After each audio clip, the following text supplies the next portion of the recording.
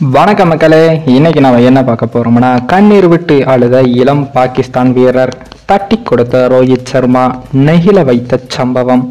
அதாவது இந்திய அணிக்கு எதிராக பாகிஸ்தான் அணி 6 ரன்கள் வித்தியாசத்தில் படுதோல்வி அடைந்திருக்காங்க. கடைசி ஓவரில் பாகிஸ்தான் அணியை வெற்றி பெற வைக்க தனியாளாக போராடிய இளம் வீரர் நசீம் ஷா தோல்விக்கு பிறகு கண்ணீர் விட்டு அழுதுகிறாரு.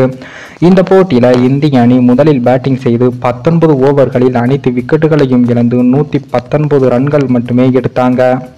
அப்போதே இந்திய அணி வெற்றி பெறுமா என்ற சந்தேகம் அனைவருக்கும் இருந்தது. அதன் பின் பாகிஸ்தான் அணி நிதானமாக இலக்கை நோக்கி நகர்ந்தாங்க. ஒரு கட்டத்தில் 12 ஓவர்களுக்கு 72 ரன்கள் எடுத்தது. 2 விக்கெட்டுகள் மட்டுமே இழந்திருந்த பாகிஸ்தான் அணி அதன் பின் வரிசையாக விக்கெட்டுகளை இழந்திருக்காங்க. பாகிஸ்தான் கடைசி ஓவரில் 18 ரன்கள் எடுத்தால் வெற்றி என்ற நிலைக்கும் சென்றாங்க. அப்போது காலத்தில் இமாத் வாசிம் மற்றும் ஷாஹின் ஷா அப்ரடி இருந்தாங்க. இமாத் வாசிம் அவர்கள் நன்கு பேட்டிங் செய்யக்கூடியவர் என்பதால் பாகிஸ்தான் அணி நம்பிக்கையுடன் இருந்தாங்க.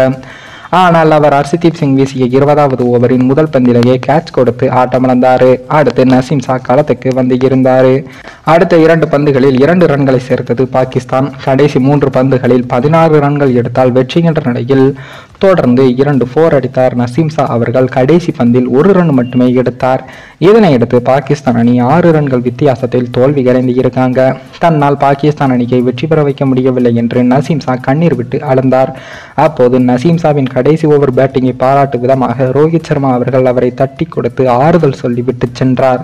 அந்த வீடியோ காட்சிகள் சமூக வலைதளங்களில் பரவி வருகிறது. என்னதான் இந்தியா பாகிஸ்தான் அணிகள் எதிரிகளாக வெளியில் பார்க்கப்பட்டாலும் ஆடுகளத்தில் இதுபோன்ற சம்பவங்கள் நடப்பது சிறப்பாக உள்ளது என்று ரசிகர்கள் பாராட்டியும் வராங்க. மேலும் இந்த வீடியோ ஏதோ ஒரு விதத்தில் உங்களுக்கு பிடித்திருக்கும் என்று நினைக்கிறேன். நம்ம சேனலுக்கு புதிதாக வீடியோ பார்க்கிறீர்கள் என்றால் மறக்காமல் சப்ஸ்கிரைபர் செய்துவிட்டு பாருங்கள். இன்னொரு வீடியோவில் சந்திக்கும் வரை நான் உங்கள் தமிழ்.